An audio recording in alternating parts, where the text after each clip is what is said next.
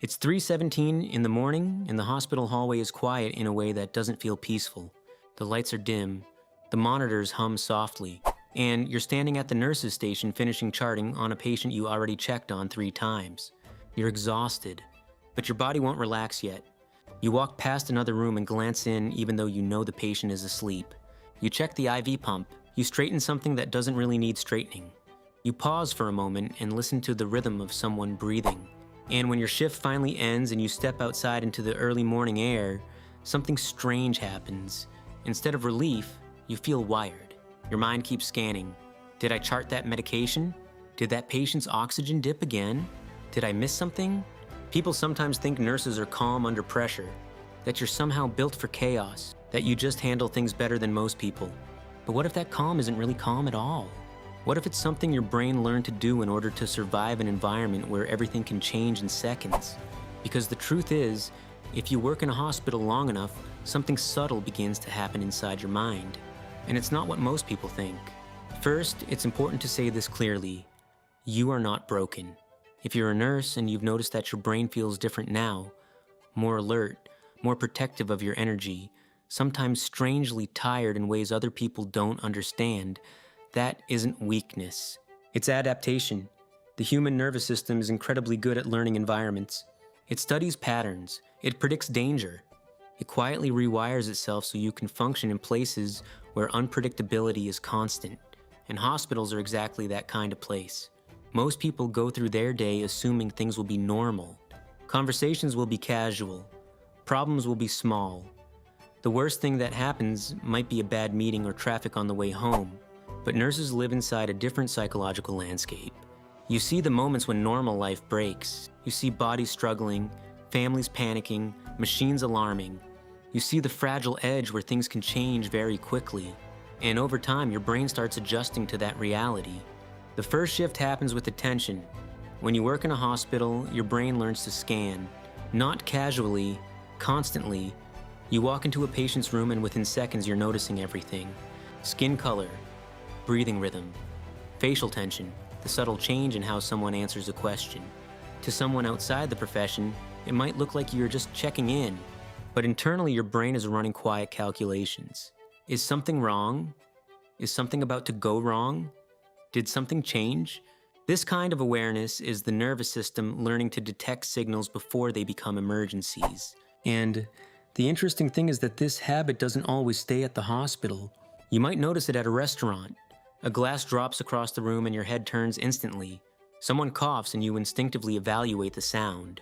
You sit facing the entrance without even realizing why. It's not anxiety. It's pattern recognition that never fully powers down. Because for nurses, attention isn't just awareness, it's protection. The second shift happens with emotion. People sometimes assume nurses become emotionally numb, that seeing suffering every day must make you stop feeling things.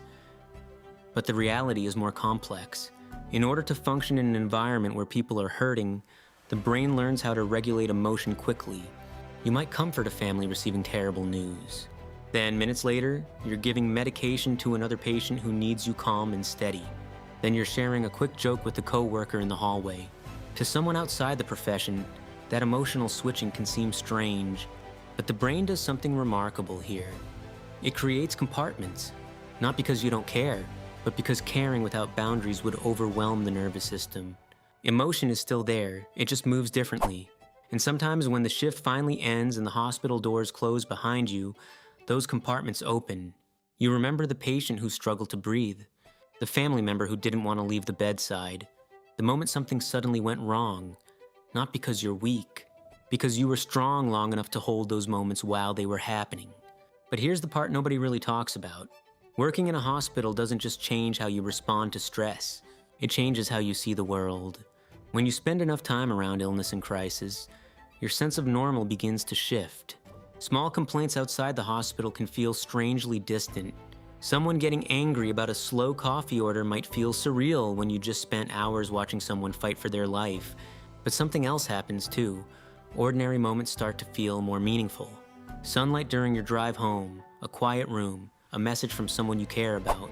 Because when you spend enough time close to human fragility, your brain becomes aware of something most people try not to think about.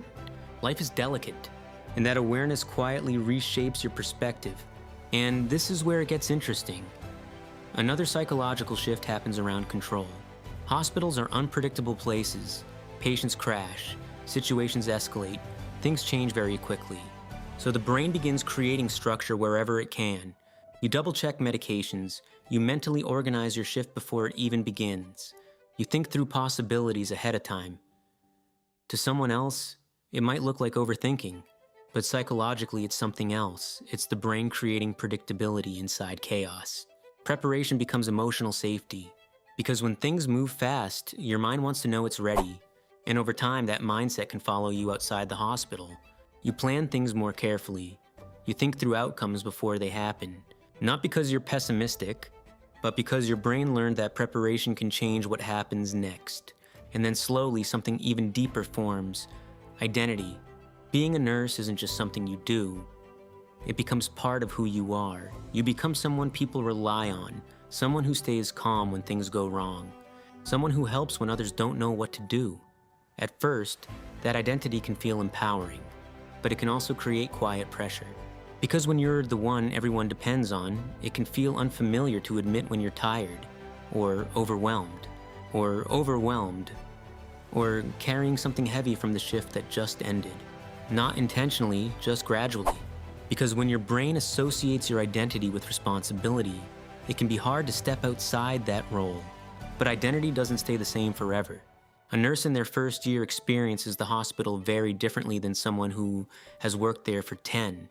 Early on, everything feels intense, new, unpredictable. Your brain is absorbing enormous amounts of information and emotion.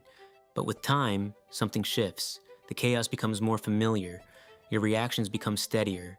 The same situations that once felt overwhelming now feel manageable. Not because they matter less, but because your brain has learned how to carry them. Experience doesn't remove the weight. It changes how the nervous system balances it. And underneath all of this, there's something quieter happening inside the mind. Many of the habits nurses develop are actually forms of emotional regulation. Checking on patients again, reviewing charts carefully, organizing tasks mentally.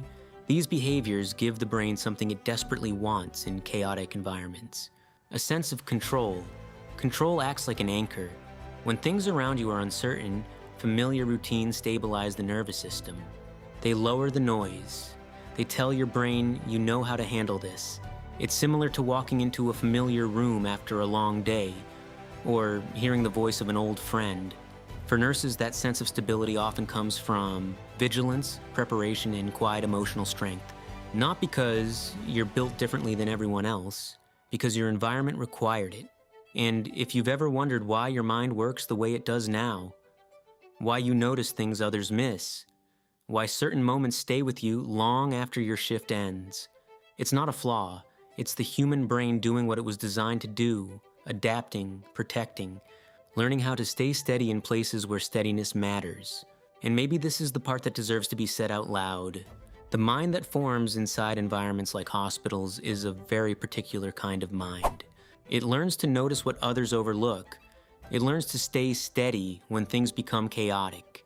It learns how to care for people in their most fragile moments, not because anyone taught it in a classroom, because the brain adapts to the reality it lives in.